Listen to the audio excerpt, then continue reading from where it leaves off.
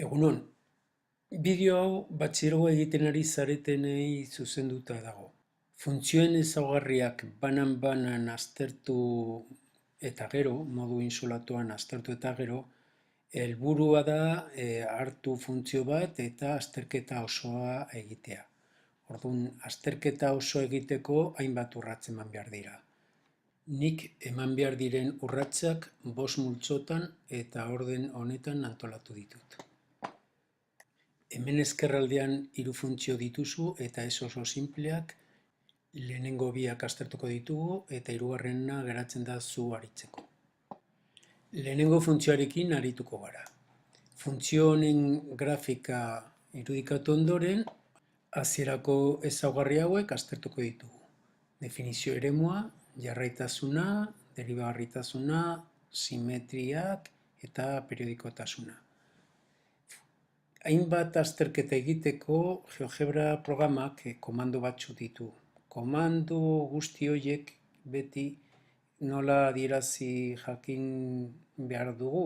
Orduan hori lortzeko hona jo behar dugu, klik egin eta funtzioak eta kalkuloa multzoan hor ditugu lan ditzakegun komando guztiak. Leiho hau ixteko berriz klik egingo dugu leku berean.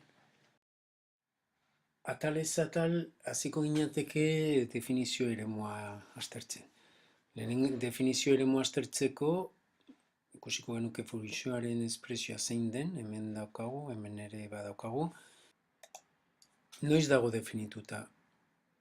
Definituta egongo da x karratuken bat handiago 0 denean.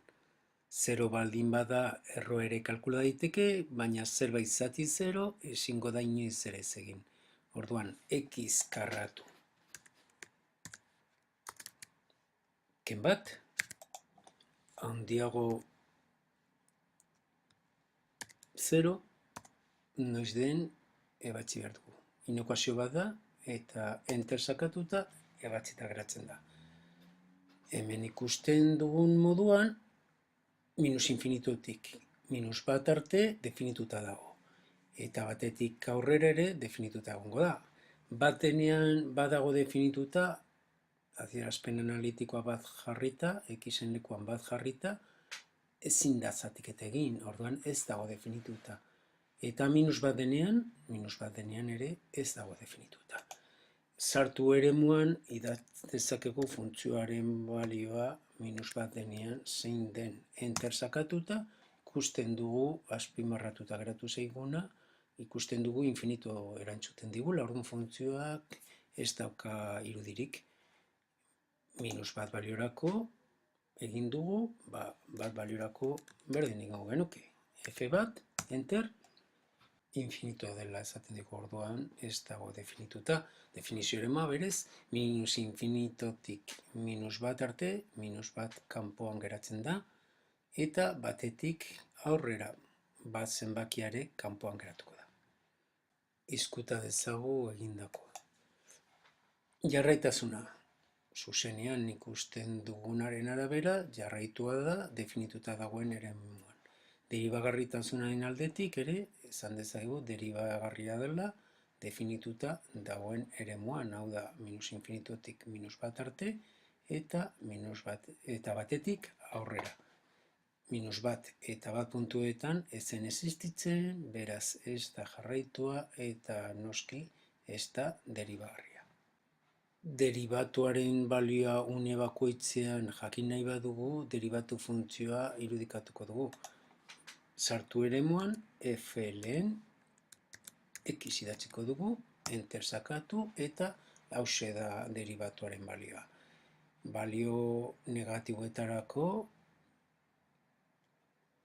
deribatua negatiboa da, iaia konstantia, hemen ikusten dugun bezala, gero azten da 0 izan arte, 0a une honetan izango da, eta hortik aurrera deribatua azkar azten da. Batetik aurrera oso negatiboa da, 0 bihurtzen da, eta gero azten da iaia balio konstantea hartu arte. Deribatu funtzioa ezkutatuko dugu momentuz, funtzioaren azterketan oztoporik ez egiteko. Simetriak. minus fxen grafika ingo du. Minus fx, enter, hauze da bere grafikoa.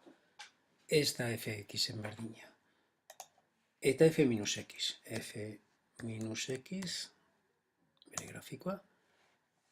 Fxen gainean geratu da, orduan f minus x, fxen gainean geratu denez, funtzioa simetrikoa da hoi ardatzarekiko. Funtzioak simetria bikoitia duela esango dugu.